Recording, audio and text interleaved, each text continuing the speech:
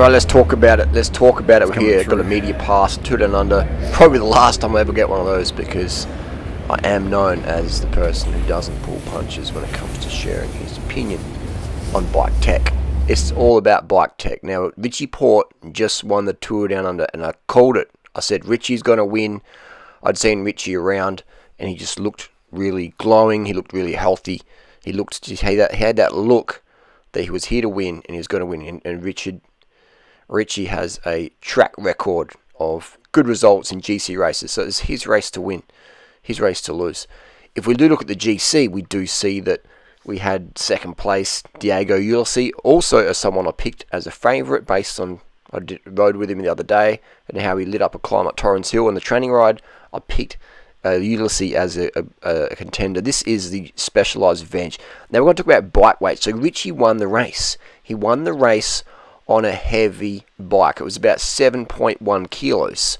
It wasn't 6.8 on the dollar.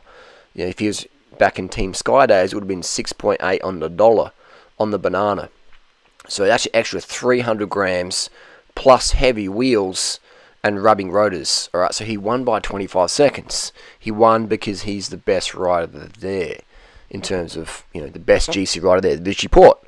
Now, the gap would have been bigger if he was on a Trekkimondo rim brake. There's no doubt about that. You put Richie on a lighter bike, he's going to go faster. He's going to win regardless of what you put him on. You put him on an alloy bike, he's still going to win 2 down under. This bike here, was it 7.4 kilos? 7.4 kilos for the S-Works. That's insane. That's heavier. That's the heaviest S-Works ever that I can ever remember. So, you know, that's just the deal, is that the bikes are getting heavier, except for Roman Bardet's bike. They'll hang on the rack there, it's light. So that's the deal there. So Richie Port won the race. That just goes to show how good a rider Richie is. But can you imagine that? It'd be a bit frustrating, wouldn't it? It'd be very frustrating being a professional rider, a GC rider, who's going for every single second and being stuck with a heavy, inferior product. That would suck. But again, to be a pro rider, you have to put up and shut up, because sponsors' opinion matters more than the rider's opinion. That's just the fact. The sponsor provides and you rides. Alright?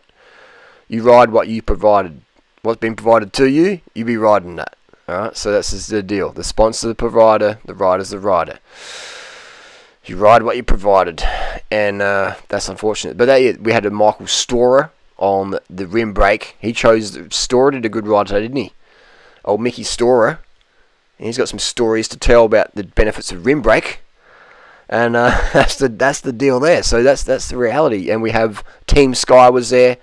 Rowan Dennis on the rim brake bike. He's loving it. He's loving it, man. So it was a tight race, man. It was tight. It was as tight as the clearance on a hydro disc caliper. That's how tight it was. Movistar. You know, where's Valverde in this conversation? Has Valverde entered the chat yet? I want to hear what Valverde's going to say. But this is the thing. Is people like interview the riders, Harley. Let them tell us what they think on camera. Like they're not allowed to, but every single rider I spoke to was off camera, and every single one don't like the disc brakes, and no one wanted to go on record. And I understand that, all right. And that's just business, man. Even the mechanic, every single welter mechanic, they're just like rolling their eyes at the disc brakes, man. You know, just rolling their eyes at the disc brakes. But you're not going to hear this from Cycling Tips or whoever. This is just, and that's fine. I understand that's corporate interests, part of the deal. If you want to be invited back to the party, you got to toe the line.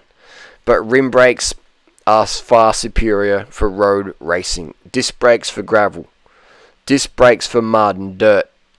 But you think Tom Scully or any of these Canada riders need disc brakes? No, they don't. That's what they're forced this year. They're forced. You know what I mean? How to make it, you know what I mean? Like the noobs out there who think a pro rider is choosing disc. You know what I mean? That's not happening. They're forcing the riders to use it, or they're being paid a nice bonus. That's the downright truth right there. Forced to ride disc, or given the choice, but paid a nice bonus. That's why you'll see some no-name riders riding disc, and you're like, how come they're riding disc brakes, man? Like, what? You think you'd want to get all the UCI points you could? Because they're getting paid for it. You think Peter Sagan rode disc brakes by choice in the 2018 Tour de France? He was paid an insane amount of money. Not many people know that. And that's why people do not like me when I make a video. Some people in the industry. I'm just telling the truth out there. If you want disc brakes, get them. I've got disc brakes on my mountain bike. I've got disc brakes on my e-bike. That's great. But when it comes to performance, every second counts on a climb. On my road bike, I'm going rim brake. I'm going rim brake. And so is the Jumbo-Visma, the GC team. They're like, okay, rim brakes, Chris Harper, rim brake. You know, these people are chasing UCI points. I would be too. So that's the deal there. Yeah, this is not going to go away. I've got Trump. We've got a meeting with Trump this week. All right, we're going to get Port back on an Amonda SLR rim brake bike. Free Richie Port. All right. Hashtag free Richie Port. I saw a NTT rider today. I didn't get on camera, but I saw an NTT rider on a rim brake bike. He was on a rim brake BMC today. I don't know what was going on there, but that was like, maybe Bjorn Rees is behind that. Bjorn Rees.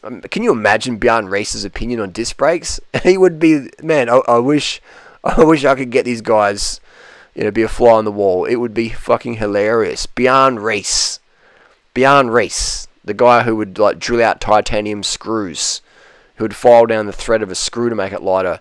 Can you imagine what Bjorn Rees would be thinking of these disc brakes and road bikes? He'd be like, why do we have mountain bike tech on a road bike, But yeah, anyway, that's the S-Works Venge and the tarmac. Oh, man. Makes me yawn at how boring the tech videos are these days. It's just like, oh, come on, man. What have the bikes become these days? They've become these heavy, expensive to maintain, ridiculously tedious to maintain mammal machines. They're just targeted at the mammals, man. And the mammal wants a disc brake aero bike to compete over his other mammal compatriot at the cafe. And that is fine and dandy, and it's a first world problem. And I think it's fantastic people ride bikes. Whatever bike you want to ride, get it out there. It just yawns me when I see another video or comment or article from Cycling Tips or Cycling News or whoever just promoting this, especially Cycling News, which I love the website. I'm up on them most days, sussing out what's going on. But it's just like the adverts now. It's just like the upgraded to disc. Disc ain't an upgrade, alright? It ain't an upgrade. For a mountain bike, yeah. For a road bike, nah. It's an option. It's being marketed as an upgrade when it should be called an option. Do you need more brakes? Then get discs. If your brakes are fine, stick with rim. Simple as that. But this whole thing is an upgrade. Utter nonsense. Utter nonsense. Man, Diego Uselessly. I picked him, didn't I? I picked Richie Port. I picked Diego. And Yates as well. I saw Yates doing a bit of motor pacing last week or so. He was going pretty good. You know who was going good? Simon Geschke, the vegan. The vegan or the semi-vegan or the part-time vegan. The vegan guy, Simon Geschke, he was going really good up Norton Summit. He had this glow about him as well. So he was always on my cards. But I picked the top three. Port, Ulysses, and Geschke. And I also said Sanchez, Luis Leon Sanchez. I remember riding him back in 2005 when he was first here. Him and Contador down Wollonga with Manalo Says. And a lot of people wouldn't even know who Manalo Says is in 2020. But yeah, Leon Sanchez, he's always a factor, but this year, not so much. Always very, very lean, looking in shape. But yeah, that's the deal there.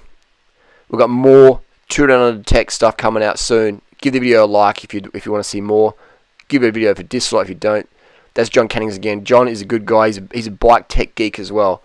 We had some great conversations. And this is that bike again, Natasha. 6.6 kilos. So the 2008 S-Works is lighter than the 2020 S-Works. Isn't that crazy? This goes faster up a climb. It goes faster up a climb. And the BMC, the 2008 BMC, is lighter and faster up a climb than the 2020 BMC SLRs. Is that insane or what? Is that insane or what? It's crazy. See that black on there? See that black BMC? That's what I saw today on Wollonga. Someone was riding that. So what was going on there? What was going on there? There's a rim brake bike in the peloton. A rim brake bike for NTT. Maybe Brianna Reese's bike. The Weekend Warrior bike. Either way, it's a nice looking Chinese carbon lightweight. That would be pretty light. That would be 6.8 on the money. I bet you on that one. I bet you on that one. That's the video for the day. Richie Port wins. Tour Down Under again. Wow. What a week. The numbers were down though. The Tour Down Under is dying. It's I hate to say it, it's sad to say it, but the numbers were way down this year. It's a ghost town out there. Till next video, keep it carbed, keep it rim. Disc for mud. See you on the road. Yeah. That's with tubulars, yeah? Just like it.